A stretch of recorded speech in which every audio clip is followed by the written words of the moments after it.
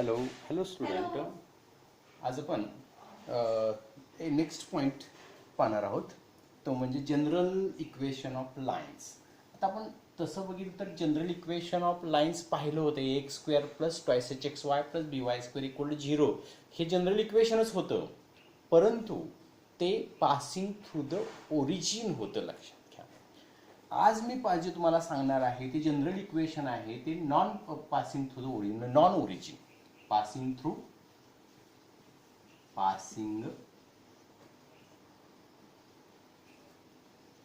Non origin. Origin मध्ये नाही. लक्षात घ्या, पहिल्या ज्या आपण आतापर्यंत पाहत होत्या सगळ्या लाईन्स कशा होत्या, ओरिजिन मधून जात होत्या. आता मात्र त्या ओरिजिन मधून जाणार नाही, नॉन ओरिजिन असणार आहेत. मग त्या लाईन्स इक्वेशन कशा प्रकारचं असू शकेल, तर आता बघितलं, मागं पाहिलं होतं आपण की तिथं त्या पासिंग थ्रू द ओरिजिन असणाऱ्या लाईनच्यामध्ये कॉन्स्टंट नसतोय. म्हणजे 2x + 3y = 0, 2x + y = 0, असं काहीतरी इक्वेशन्स असतात, त्यात कॉन्स्टंट नसते. तर कॉन्स्टंट असणार आहे म्हणजे त्या लाईन्स ओरिजिनमधून जाणार नाहीत. लक्षात घ्या, म्हणजे थोडक्यात ax + by + c = 0 या प्रकारचं इक्वेशन असणार आहे. आता फर्स्ट लाईनचं म्हटलं की a1 b1 c1 म्हणू आपण. सेकंड लाईनचं म्हटलं की a2x + b2y + c2 = 0 असं आपण म्हणूया, असं सपोज करूया. आणि मग या दोन लाईनचं जनरल इक्वेशन असतं ते म्हणजे is ax² + twice hxy + by² + twice gx + twice fy + c = 0. ह्याला म्हणायचं general equation of the line passing through non origin. म्हणजे ओरिजिन मधून जाणार नाही. म्हणजे फॉर एक्झाम्पल तुम्हाला सांगायचं दाखवायचं झालं शॉर्टमध्ये तर हे असं होईल पहा. हे अशी कुठेतरी लाईन असेल, हे अशी कुठेतरी लाईन आहे, हे दोघी कुठेतरी एकमेकांना इथे इंटरसेक्ट करत असतील, दोघीही ओरिजिन मधून जाणार नाहीत. अशा प्रकारच्या लाईन असू शकतील, कुठेही असू शकेल, इकडे असू शकतील, अशा असू शकतील, कुठेही असू शकतील, फक्त त्या ओरिजिन मधून जाणार नाही. दोघीही ओरिजिन मधून पास होणार नाहीत. आणि त्यांचं जॉईंट इक्वेशन असतं ते ax² + twice hxy + by² + twice gx + fy + c अशा प्रकारचे इक्वेशन आहे. आता ह्यामध्ये तीन गोष्टी असतात. ह्या जनरल इक्वेशन मध्ये तीन गोष्टी असतात. पहिली गोष्ट म्हणजे ह्या दोघी यात दोन लाईन्स आहेत की नाहीत हे फाइंड करणे. म्हणजे समजा अशा प्रकारचे इक्वेशन दिलं तुम्हाला, समजा 9x² + 8xy + 10y² + 3x + 2y + 10 = 0 असं काही इक्वेशन दिलं. आणि याच्यात विचारलं की ह्यामध्ये दोन लाईन्स आहेत का. दोन लाईन्स आहेत, पण त्याला कंडिशन आहे, आहेत की नाही शोधण्यासाठीची कंडिशन आहे. मग मी असं म्हणेन, हे बघा, तर कंडिशन कशी असते, तर एक मी डिटर्मिनंट तुम्हाला देणार आणि तो डिटर्मिनंट तुम्ही सॉल्व्ह केला आणि त्याचा आन्सर जर 0 आलं तर म्हणायचं यामध्ये दोन लाईन्स आहेत. इफ बघा मी काय म्हणतो, पहिली condition, if determinant a h g h b f g c a h g h b f h f c हा डिटर्मिनंट लक्षात जर 0 आला तर म्हणायचं या लाईनमध्ये दोन, म्हणजे हा सॉल्व्ह करायचा डिटर्मिनंट सॉल्व्ह कसं करायचं मला 11th मध्ये माहिती आहे, तरी सुद्धा मी तुम्हाला एक्झाम्पल सॉल्व्ह करताना ते डिटर्मिनंट कसं सॉल्व्ह करायचं हे समजून सांगेन. पण आता मात्र समजून घ्या की हा डिटर्मिनंट जर 0 जर आला तर समजायचं त्या इक्वेशन मध्ये टू लाईन्स आहेत, then equal 0. Then given line represents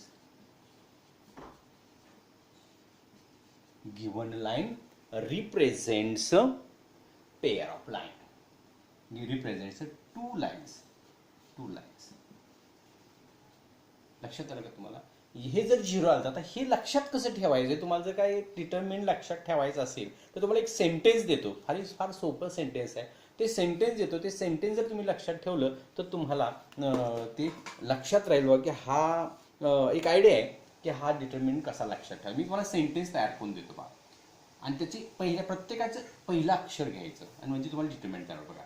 ओ हॅपी गर्ल हे एक सेंटेन्स आहे. त्याच्यावर पहिली लाईन तयार झाली बघा. अचं ए, हॅपीचा एच आणि गर्लचा जी. हॅविंग दुसरी लाईन, हॅविंग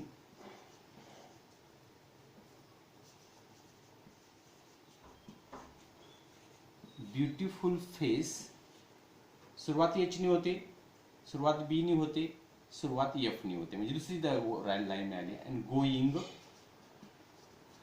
फॉर कॉलेज. हे जर तुम्ही जर का लक्षात ठेवलं तर तुमच्या लक्षात येईल किंवा तुम्हाला हा जो टोटल डिटर्मिनंट आहे लक्षात राहील. AHG a happy girl, having beautiful face, HBF going for college. हे जर का लक्षात ठेवलं तर तुम्हाला हा डिटर्मिनंट लक्षात राहणं सोपं आहे. लक्षात आलं का? म्हणून तुम्ही हा डिटर्मिनंट लक्षात ठेवण्यासाठी 3 सेंटेन्सेस लक्षात ठेवा आणि ती लक्षात राहिली काय प्रॉब्लेम येणार नाही. AHG BHBF हा जर 0 आला तर समजायचं ते काय करतात, त्याच्यात 2 लाईन्स आहेत. समज इथपर्यंत ही एक गोष्ट झाली. आता दुसरी गोष्ट अशी की ह्या 2 ज्या लाईन्स आहेत, आता हे जर समजा तुम्हाला डिटर्मिनंट नको असेल, डिटर्मिनंट जर सॉल्व्ह करायचं नको असेल तर दुसरी एक आयडिया आहे काय, तर ती ABC बघा. हाच डिटर्मिनंटचं एका लाईन मध्ये रूपांतर केलंय बघा. If ABC plus twice FGH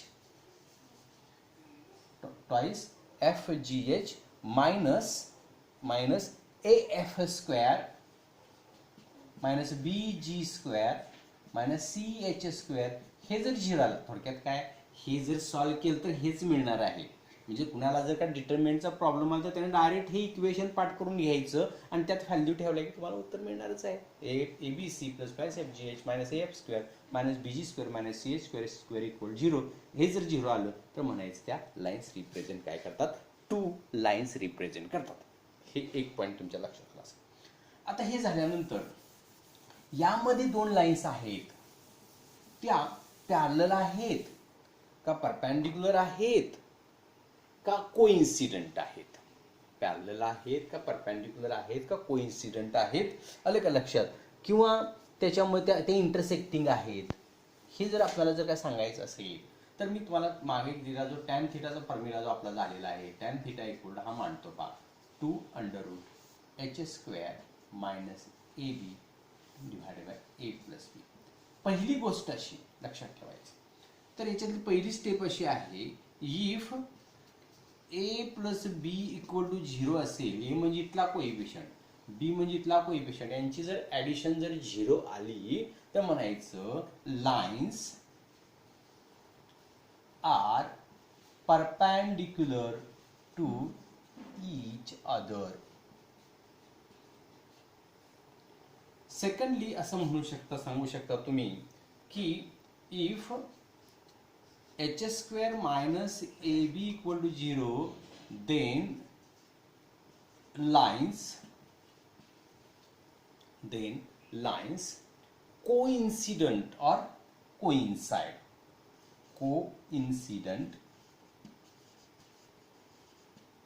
to each other. हे तुम्ही सांगू शकताय. थर्ड गोष्ट अशी सांगता येईल, H स्क्वेअर मायनस AB जर का ग्रेटर दॅन 0 आला तर त्या एकमेकीला इंटरसेक्ट करतात. Then 2 lines intersect to each other. म्हणजे लक्षात घ्या, हे आपल्याला आता सॉल्व्ह करण्यासाठी ही उपयोगी आहेच, नाही असं नाही, या सगळ्या गोष्टी आपल्याला पाहिजेतच आहेत आत्ताच.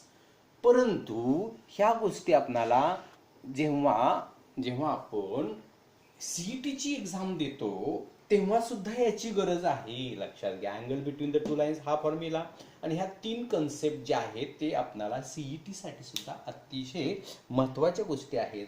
आता जर का ह्या 2 लाईन जर का एकमेकींना जर काय होत असतील, इंटरसेक्ट करत असतील, तर पॉईंट ऑफ इंटरसेक्शन काढा. म्हणजे 2 लाईन जर एकमेकांना इंटरसेक्ट करत असतील तर हा जो पॉईंट ऑफ इंटरसेक्शन आहे त्याचे कोऑर्डिनेट्स काढा असा क्वेश्चन असतो. मग त्यासाठी एक फॉर्म्युला आहे, coordinates of a point of intersection. लक्षात आहे का, इंटरसेक्शन म्हणजे त्या दोघी एकमेकांना छेदतात, छेदणे म्हणजे इंटरसेक्शन.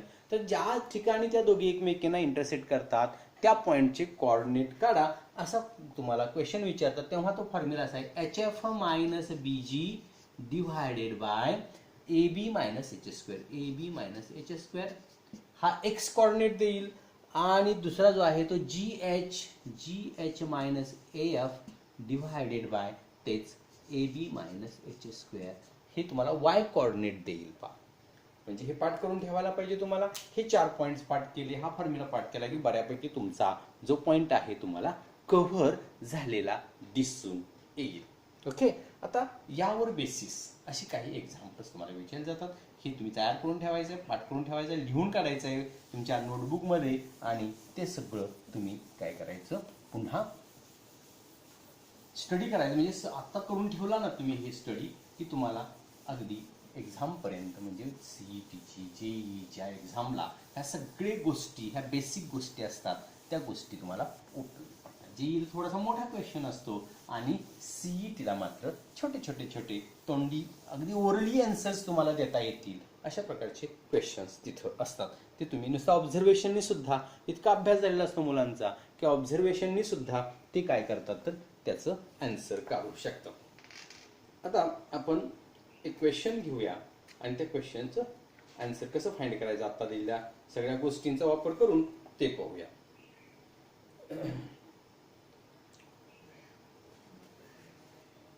शो दॅट, क्वेश्चन काय बघा, show that the equation, question बघा, show that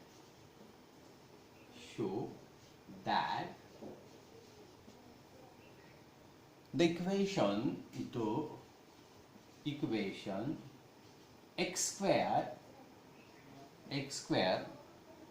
plus twice hxy plus 2y square plus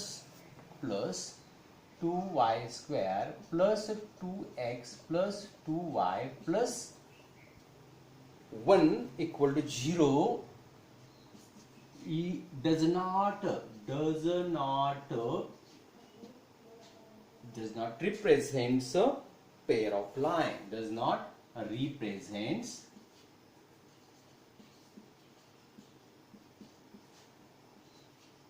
pair of lines.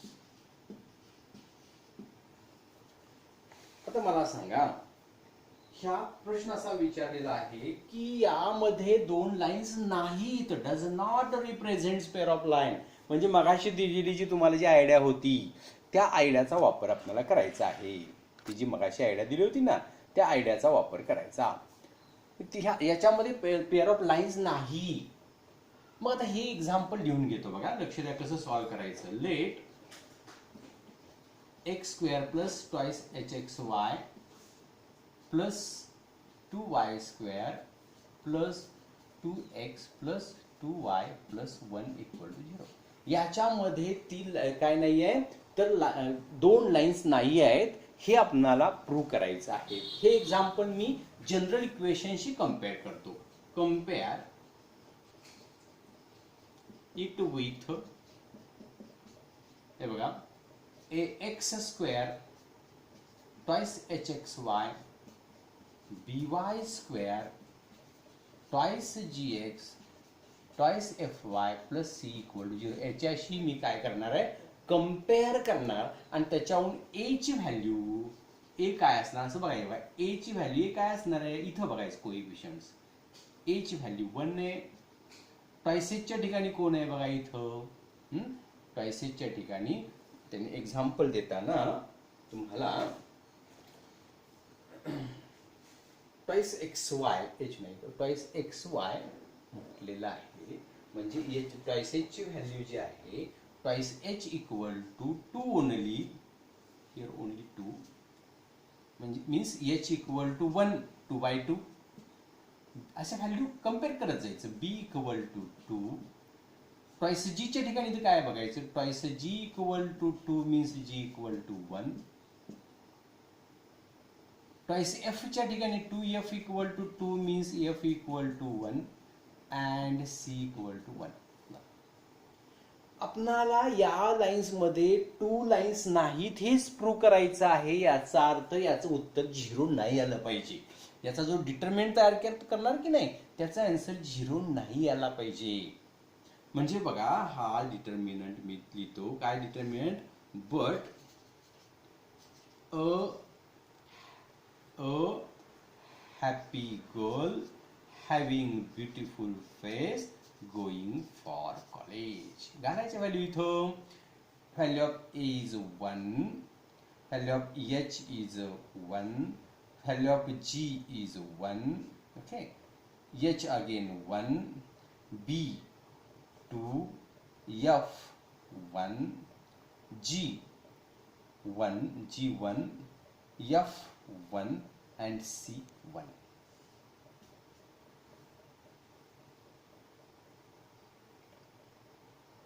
काय म्हटले, शो दॅट यामध्ये 2 लाईन्स नाही, does not represent a pair of line असं म्हटलेलं आहे. Does not represent a pair of line असं त्यांनी म्हटलेलं आहे. तर 2y x square plus 2x plus 2xy plus म्हणजे त्यामुळे इथं एच तुमचा 1 आला, a1 आला, b2 आला, g1 आला आणि f1 आला आणि हे c1 आलेलं आहे. आणि व्हॅल्यू आपण घातले ए अ हॅपी गर्ल ह्यात व्हॅल्यू घातल्या आणि मग सॉल्व्ह करून बघितलं आपण. तर तसं त्यांचं represents pair of line show हे डज नॉट काढून टाका आणि त्याचं याचं 0 येणार आहे. मी सांगतोय बघा काय काय आपली कंडिशन बघा. हे त्याचं पुस्तकातले क्वेश्चन्स चुकलेलं आहे, रॉंग आहे. तर इथं हे काढून टाका. तर बघा कोणत्याही डिटर्मिनंटच्या 2 कॉलम जर सेम असतील तर त्याचा आन्सर 0 असते. ही आपली डिटर्मिनंटची प्रॉपर्टी आहे. हे सॉल्व्ह जरी केलं तर त्याचा आन्सर 0च येणार आहे. त्याचा आन्सर काय येणार आहे, 0 येणार आहे. लक्षात घ्या. कोणत्याही डिटर्मिनंटची प्रॉपर्टी काय, कोणत्याही 2 कॉलम किंवा 2 रो सेम असतील तर तो डिटर्मिनंटची व्हॅल्यू 0 असते. हे सेम आहे बघा, हे सेम आहे पहा, म्हणून आन्सर 0. म्हणून मी म्हणणार therefore equation represents a pair of lines. Represents a pair of lines. असं आपल्याला काय करायचं असतं, शो करायचं असते. प्रिंटिंग मिस्टेक होती तिथे आपण काढून टाकली. ओके, एक ह्याच्या पुढचं लेक्चर आहे. लेक्चरला आपण राहिलेला पार्ट स्टडी करूया. ओके, तोपर्यंत हे स्टडी करा.